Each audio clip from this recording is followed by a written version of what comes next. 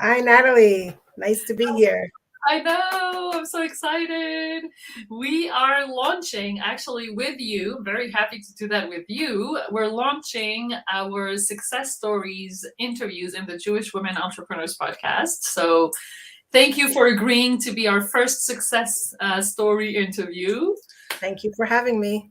Yeah, we have so many good things to talk about, and I'm so excited because it's not only talking about your journey, but it's also through your journey, also teaching and inspiring so many things that entrepreneurs can learn from. So I'm very excited. We're going to turn this into a teaching moment, and people are going to be able to be inspired from your journey. So let me Great. start by sharing your bio for those of our listeners who don't know you yet.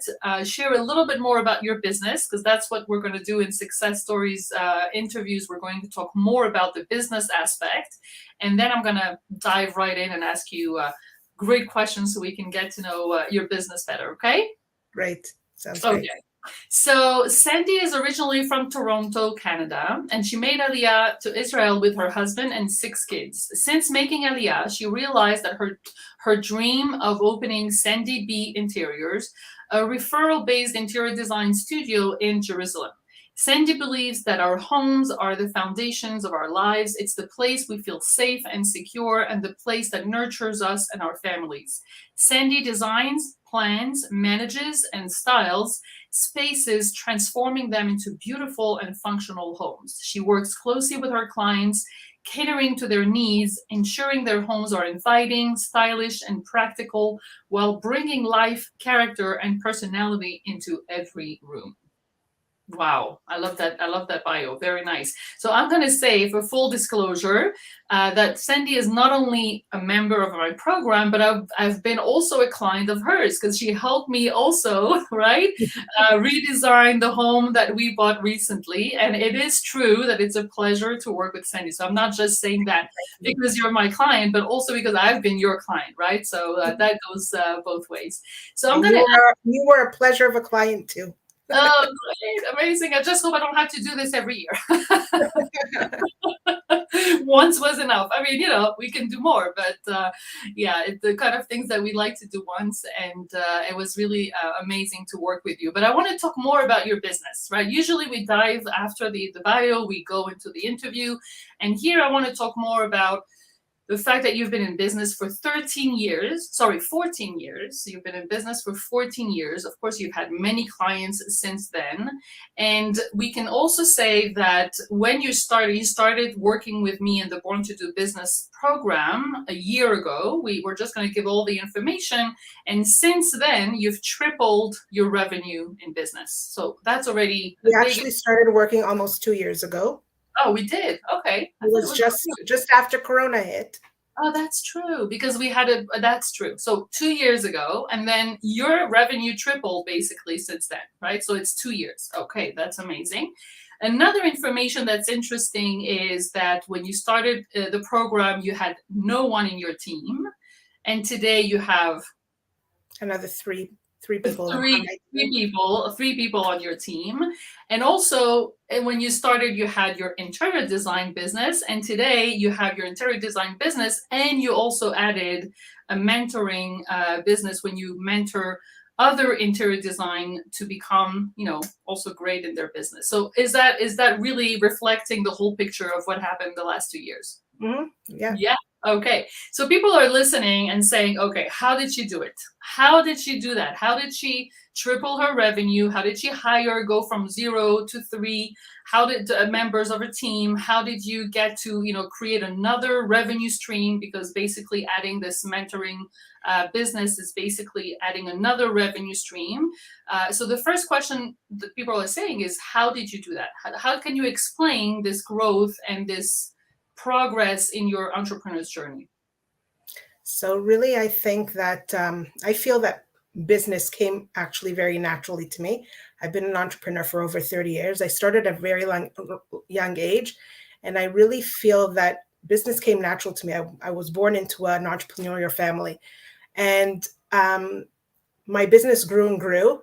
But I feel that over the last few years, the way we do business has changed. So I had to really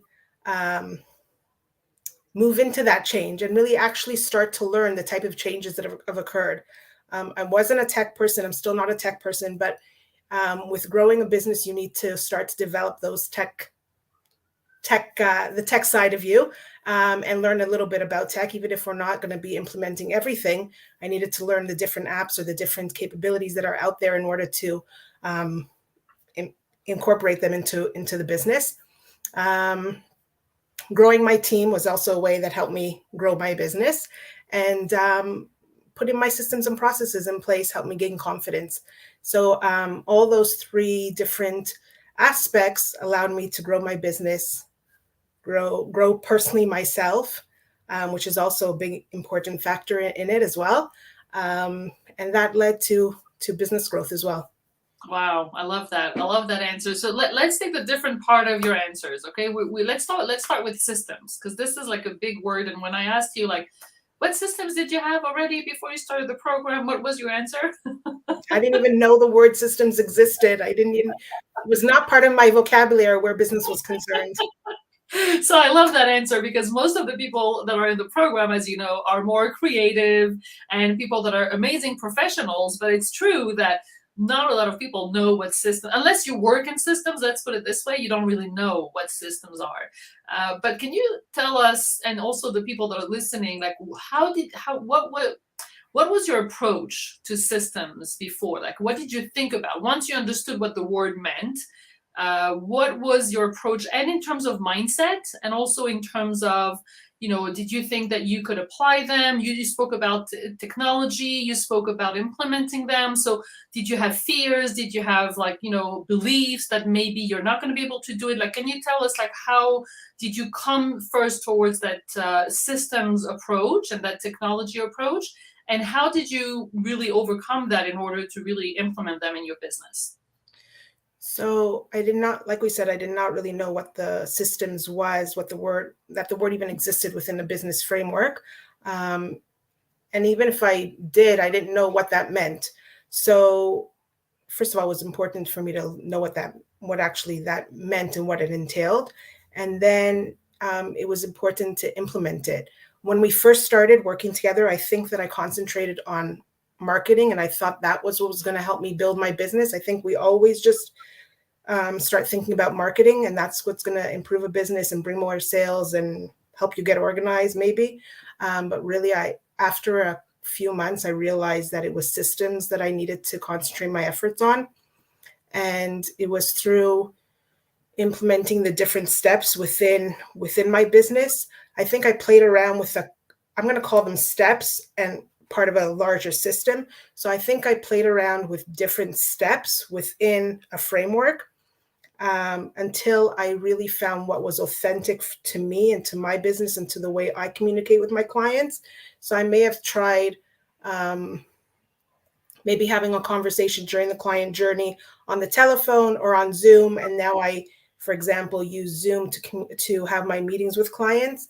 But I think I had to play with both those steps in order to, like I said, realize which of the steps is authentic to me and to the way I do business and to the way I like to communicate with my clients.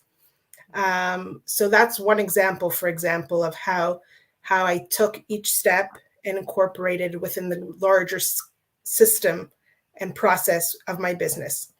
My mindset, I don't think that I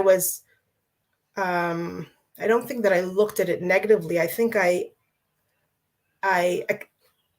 accepted it and I welcomed it.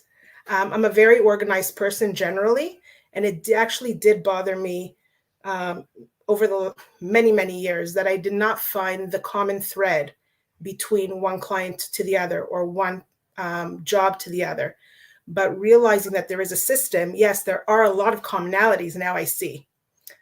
So that's where I think my mindset switched, to be able to find the commonalities and make a system out of it. Wow, I love this. It makes so much sense. I mean, it's much easier to understand it the way you're explaining it. Like, it's not really systems, it's finding what's the same in everything you do and just like repeating it and creating, well, we have to use the word system, but yeah, creating a system or a process around that. Or I think that when I break it down into thinking about a step, right. to the larger system, It's finding that step that's common between all your clients. And even if there are, because I really tailor make the jobs, every job is different, every client is different. But if there are 20 steps that are the same, okay, yes, there might be 2 or 3 that are different, but you have those 20 steps that are part of your system and part of your process. And that helps me be organized. And I think it also helps the clients have a clear framework as to what we're doing. And it also, in an interior design business, there's a lot of fluidity. So we need to have those processes in place so that there is some order and organization to what we're doing. Yeah, definitely.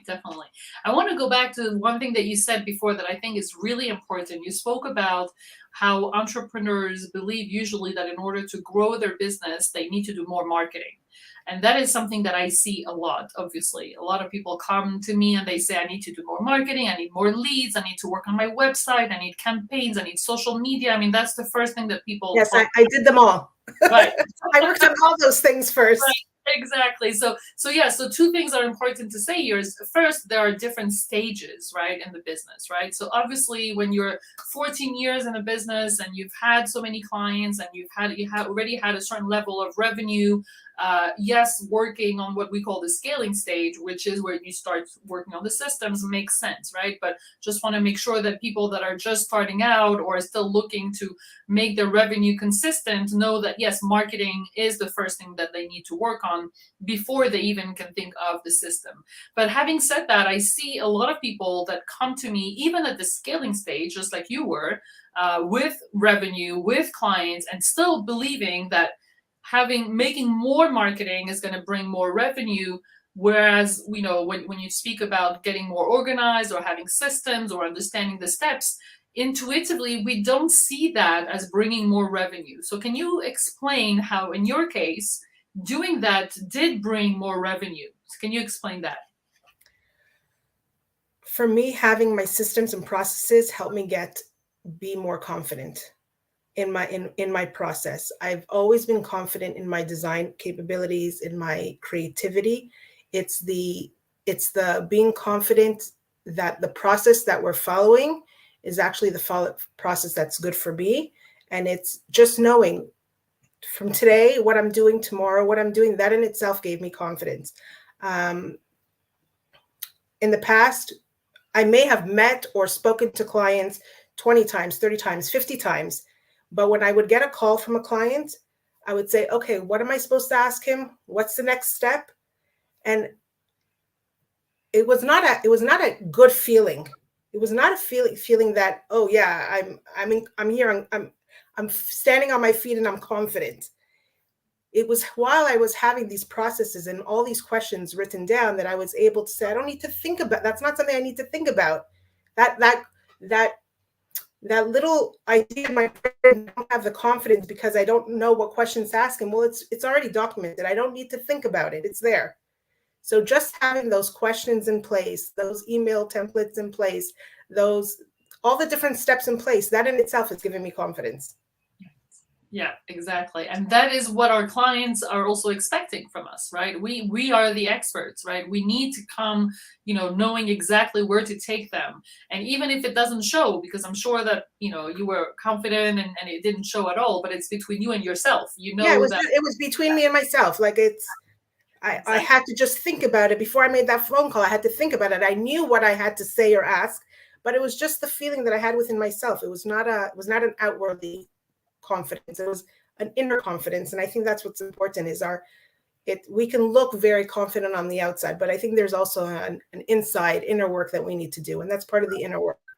Yeah, definitely. I definitely agree. And so from having this self-confidence, from putting those systems in place, from having those step-by-step systems, that's maybe what's not really intuitively saying that's not going to get me more clients, but really the mindset with the confidence and knowing that any other client that you're going to work with, you're going to have that step-by-step is in fact what is bringing you also, and you and I also speak a lot about the law of attraction, and it's also the energy that comes out of us, so we feel much more the owner of our business. So I love what you're saying. I want to talk about now the other part that you mentioned in the beginning. You said we spoke about systems and we spoke about teams. So I want to talk about how did you feel about hiring or having someone on your team, or before we started working together, how did you have a plan to hire, or how did you feel about it, or was it something that was so far away from you? What was the mindset around hiring for you? I've always been a person that believes in hiring extra help. With the interior design business, I didn't know how I would communicate what I needed to somebody else.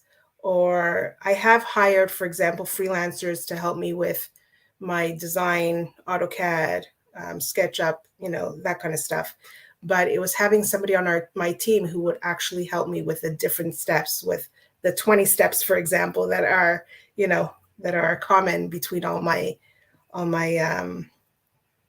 clients. Or I also had the mindset, okay, if I take somebody on and I don't have enough work to keep them on, what do I do then? So I think that's really a mindset shift that I had to make, whether it's hiring part-time or hiring full-time, or not having that negative thought at all, because just the thought itself pushes that full-time pipeline away. Whereas when you have positive thoughts, it attracts the clients, the abundance, the full pipeline, and a team member who you can have full time or part time. Right. Exactly. Yeah, definitely. So what happened? What made you, jump and say, okay, I'm hiring, and who did you hire first, and how did you know like what to do to hire? Well, I hired somebody I did start with somebody part-time to help me, as opposed to having somebody freelancer who I was just in touch with, once every few weeks. I did have somebody who was working. I started with somebody who was working every day or a few times a day for me, or a few times a week for me. So I think I moved into it slowly, and really it was a gradual progression with hiring somebody to do that. And then as I started to document my process, it will also made it easier for me to hire somebody to help with administrative work. And I figured out a process that works for me, how I document it to have my team find the information that they need without having to ask me all the time, or through like the task management system. That was an easy way to communicate. There's still a lot that I need to learn, and I'm open to learning and growing more. But those are the first ways, like the first steps that I took in order to start having a team on board. Right. And so today you have 3 people. So what do they do in your business, those 3 people? So I have one that's been helping me with marketing, I would say social media posting. One that I have who has been helping me with my design work. And I have also my husband who helps me with project management. So we're a team of 4. Wow, I love it. So you brought your husband on board to work with you. How does Yeah, that work out? we've always worked together. When we were living in Toronto, we always worked together. So this was a nice way to get working together again. Wow, I love it. That's great. A lot of women, actually, I know a lot of women who bring on their husband into the business, and that's really a great way to spend time together. So let me ask you something. We spoke about how 2 years ago you started the program. Since then, you've put systems in place. Since then, you've tripled your revenue. Since then, you've hired 3 team members. Can you explain how working with me and through the program helped you reach those big achievements in your business? Well, we've talked about this a couple times, that we started working together like 6 years ago. True. That's When you had a totally different program going, right. but really in your program you touch on all these different aspects of the business, marketing, systems, hiring a team, finding your niche, finding your ideal client. Really, you touch on every single aspect, the tools and tech. I can't think of anything that you haven't touched on or, given us plenty of information and mentoring. So really putting all the pieces together has really helped me in growing my business and being successful and growing. Wow, amazing. Yeah, I try. I mean, there's always more that we can teach Of and course. we can mentor, but yeah, it's really about building that ecosystem and bringing, all the parts that entrepreneurs like you need, especially in the scaling stage of their business, right? Because a lot of people speak about the marketing, and of course, it's important to do marketing. We don't have a business without clients. We don't have clients without marketing. But there is a certain level when we get to a certain level in business where fewer people speak about how to hire, how to create systems, and that's exactly what we try to do in the Scale Your Business program. For me, also, I'll just add that for me, we talked about it, I think 6 years ago, and that's how we really connected. For me, interior design business is a very material-based business, and for me, I needed to find my spiritual side within this, and I really needed to align with that part of my being. So really, you'd help me tremendously with that too. It's really important to me to be aligned on both sides. So it's finding the balance between the material and the homer, like not only material, but like the professional, yes, the substance of my work and my spiritual side. So you help me align that as well too. Wow, thank you so much for saying that, because that's the cherry on top of the cake, right? That's what makes it exactly. Yeah. Wow, that's amazing. I believe in alignment. Everybody who knows me knows that, and so yeah, it's really important to do everything we do in alignment, including systems and including team. That's really important. And talking about alignment, I remember that we had been speaking, and you have been speaking about doing something around course, doing something around teaching. You spoke about, you had a course on home styling, you had classes for interior designers, and recently you launched your mentoring program for interior designers. And I know that's why I want to ask you this question, because I know that a lot of people speak about online courses. People think that, you just wake up one day and you say, I'm going to teach, and you come up with an online course and everybody comes. You and I know it's not that easy and it takes more time. But can you tell us about that journey since the beginning, when you had this idea, or you felt, that this is something you wanted to do and you wanted to see how to do it, and how today you know exactly what to teach, who to teach it to, how to, like, what the process is around, having this course, this mentoring program. So can you tell us more about this whole part of your business?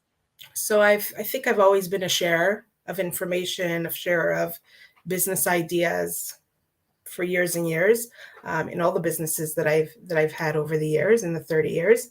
And I did have these courses just sitting on my computer, but wasn't doing anything with it. I think I didn't have that confidence to bring them out and share them with anybody. I've had them for, like I said, 3-4 years. And I didn't have that confidence to share them with anybody. So it was actually during this time that I've been gaining confidence and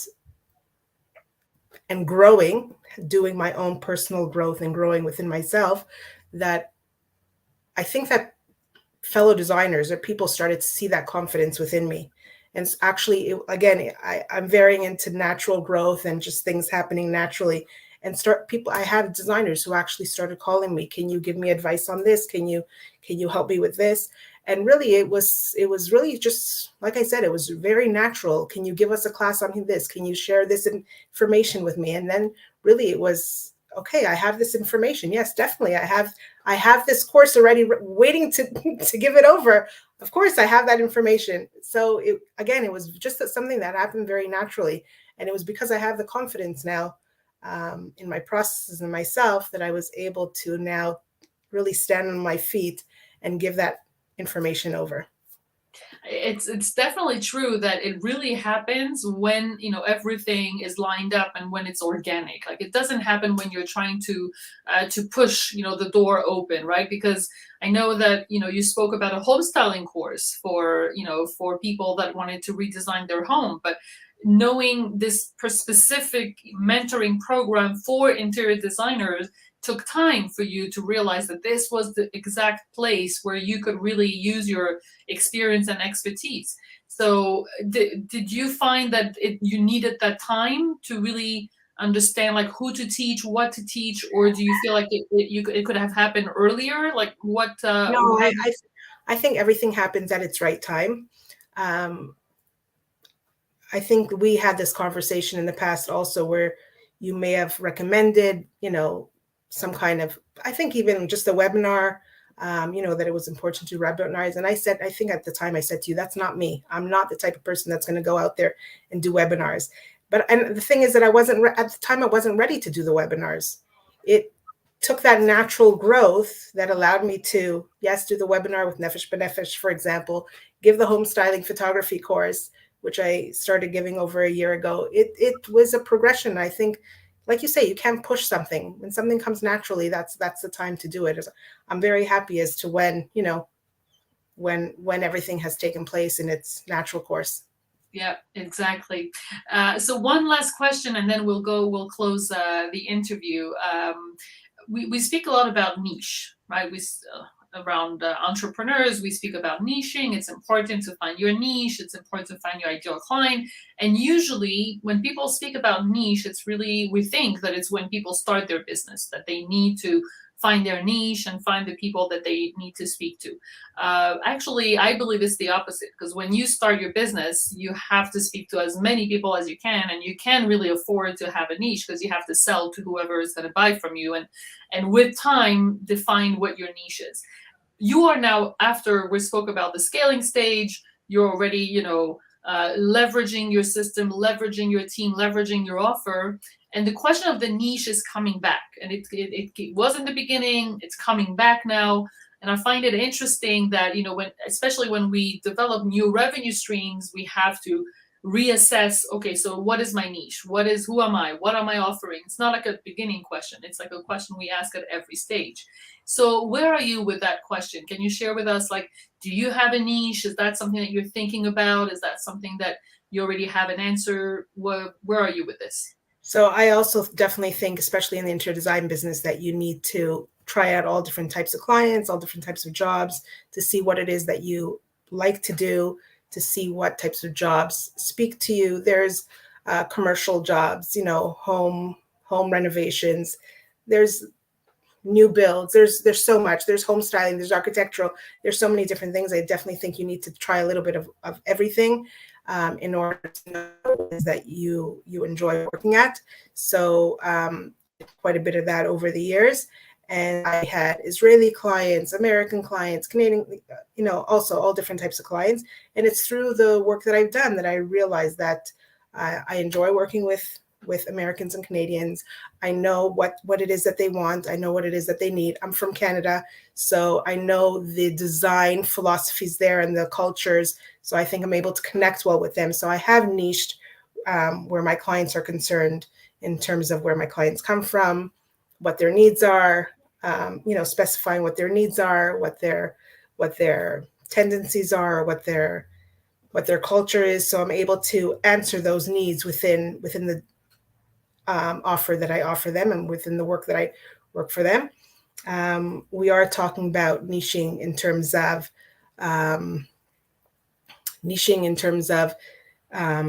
clients who buy on paper or need renovation works. So that's something that I'm working on and I'm considering at the moment.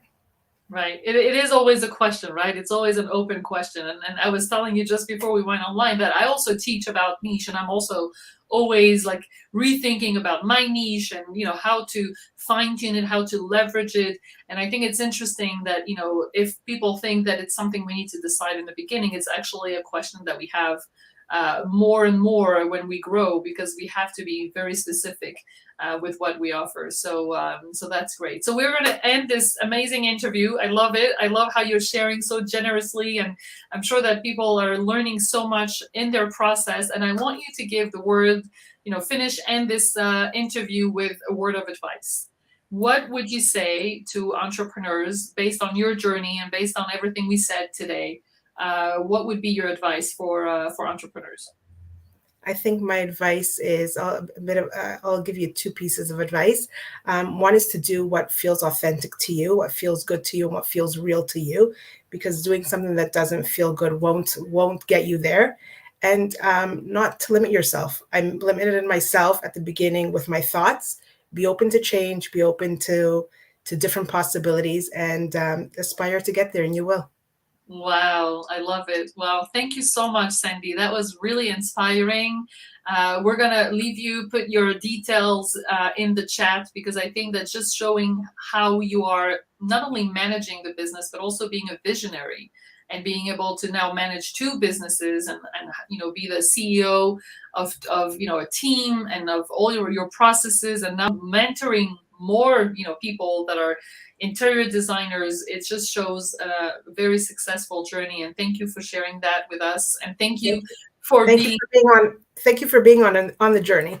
yeah, exactly. I was going to say thank you for being also in the program. I'm really enjoying to work with you and to watch you grow, and like you said, it's really connected to our personal growth. We're talking about business growth, but throughout that business growth, we're really becoming, you are at least becoming another person. So thank you so much, Sandy. And we will see you next week for another episode of the Jewish Women Entrepreneurs Podcast. Bye, everyone. Thank you.